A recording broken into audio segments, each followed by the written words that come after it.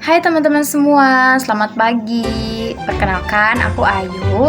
Aku perwakilan kelompok dari kelompok regulasi farmasi. Di sini aku nggak sendiri tentunya, aku bersama 4 orang lainnya, rekanku yang akan memaparkan materi tentang waspada produk ilegal, produk overclaim, dan juga kandungan yang berbahaya dari produk kosmetik.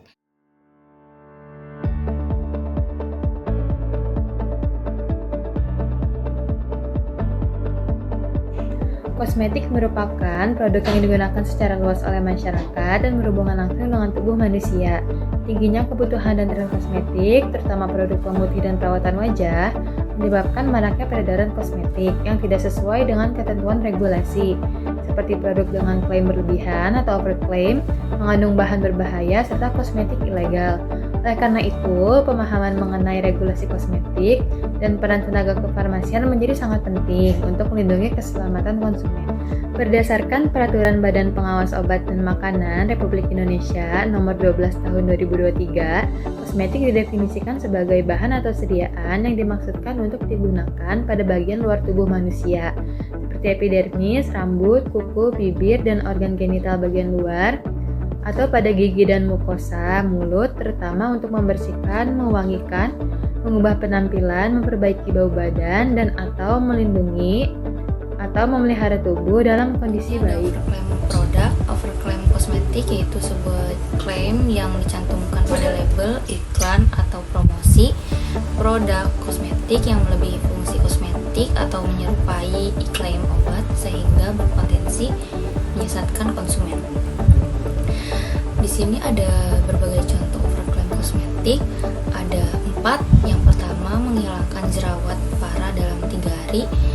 Yang kedua ada menyembuhkan flek hitam, dan yang ketiga ada memutihkan kulit secara permanen. Yang keempat ada mengandung antibiotik atau steroid untuk terapi kulit. Selanjutnya ada regulasi overclaim produk.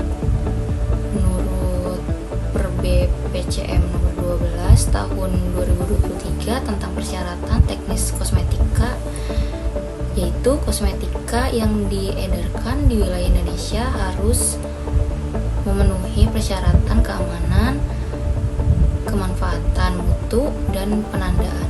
Harus objektif, tidak menyesatkan, dan sesuai dengan fungsi kosmetika. Undang-Undang nomor 17 tahun 2023 tentang kesehatan, yaitu orang yang produksi atau mengedarkan sediaan farmasi dan alat kesehatan yang tidak memenuhi standar atau persyaratan keamanan, khasiat, atau kemanfaatan dan mutu dapat dikenai sanksi pidana. Kosmetika harus jujur, benar, tidak menyesatkan, dan tidak menyeratkan efek. Di sini ada waspada produk ilegal. Kosmetik ilegal adalah kosmetik yang tidak memenuhi ketentuan peraturan undang-undangan, yang dimana tidak memiliki nomor indikasi BPOM, mengandung bahan berbahaya, menggunakan klaim berlebihan, dan diproduksi tanpa menerapkan cara pemakaian kosmetik yang baik atau CPKB. Produk ilegal memiliki ciri-ciri yang dapat dikenal seperti tidak mencantumkan nomor BPOM, label tidak lengkap atau tidak berbahasa Indonesia, harga tidak wajar, dijual bebas melalui media sosial tanpa izin edar, atau dibatasi ketat karena risiko toksisitasnya. Slide ini menampilkan berita tentang dampak penggunaan krim bermerkuri. Merkuri sering ditemukan pada krim ilegal. Zat ini berbahaya bagi kesehatan.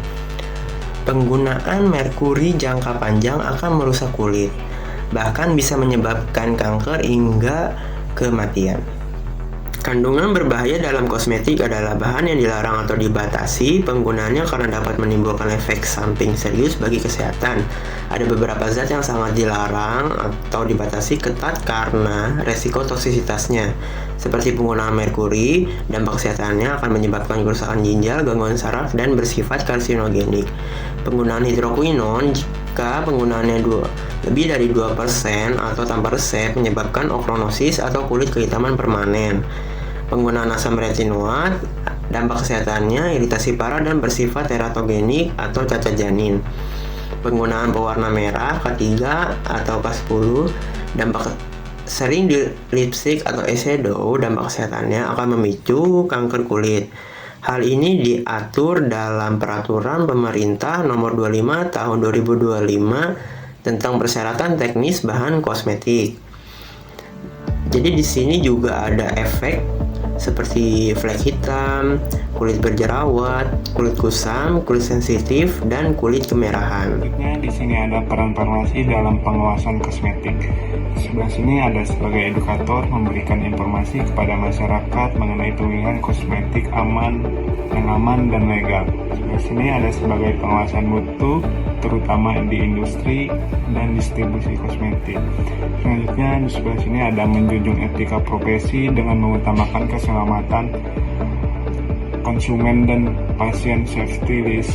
Dan di sini ada sebagai penjamin kepatuhan regulasi memastikan klaim dan komposisi sesuai ketentuan BPOM.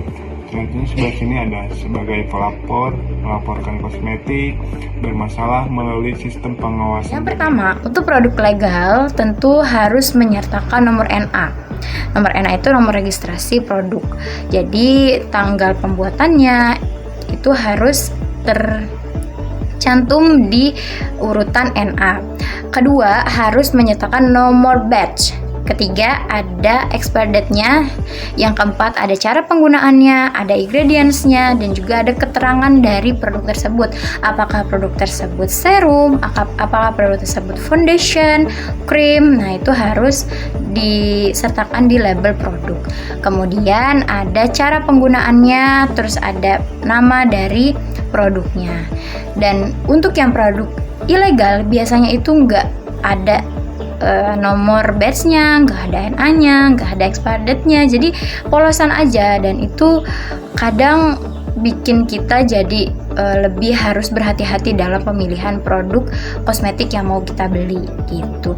Tetapi terkadang produk yang udah kita beli dan kita udah pakai beberapa waktu ternyata ini adalah overclaim. Nah, itu gimana tuh cara kita buat ya kayak aduh udah beli tapi ternyata setelah muncul berita dia adalah overclaim. Nah, teman-teman jangan khawatir, jangan panik. Dari situ biasanya rentan dari fisik kita, kalau misalkan ada ketidakcocokan dari produk tersebut pasti dia akan bereaksi. Nah, itu biasanya jangan langsung diterusin, jadi harus segera di stop dan harus ditelaah lagi, dicek lagi nomor BPOM-nya ada nggak, dari biasanya ada barcode-nya, dan itu biasanya kita juga harus lihat dari referensi-referensi gitu. Jadi jangan khawatir ketika ada muncul reaksi, lebih baik di stop aja daripada kita nantinya malah makin berbahaya buat diri kita gitu. Seperti yang udah marak yang terjadi ya, eyeshadow yang ternyata overclaim gitu kan. Jadi lebih baik kita musnahkan aja. Gimana cara mustahinnya ya? Kita jangan langsung dibuang, tentunya harus kita rusakin dulu. Jadi pelletnya tuh kita harus rusakin dulu menjadi serpihan, habis itu baru kita buang ke tanah, nggak boleh ke aliran air ya, karena itu bisa merusak ekosistem juga. Jadi harus ke tanah, nanti dia berbaur bersama tanah-tanah lainnya, dan di situ nanti bisa untuk kita bisa jadi kita komplain ke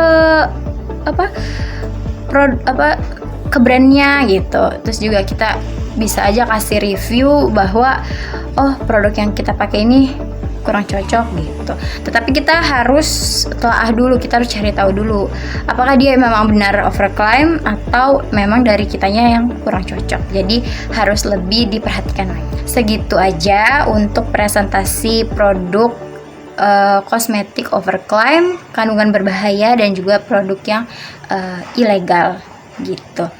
Jadi sekian dari presentasi dari kami. Semoga bermanfaat untuk teman-teman yang sedang mencari informasi terkait produk kosmetik yang overclaim.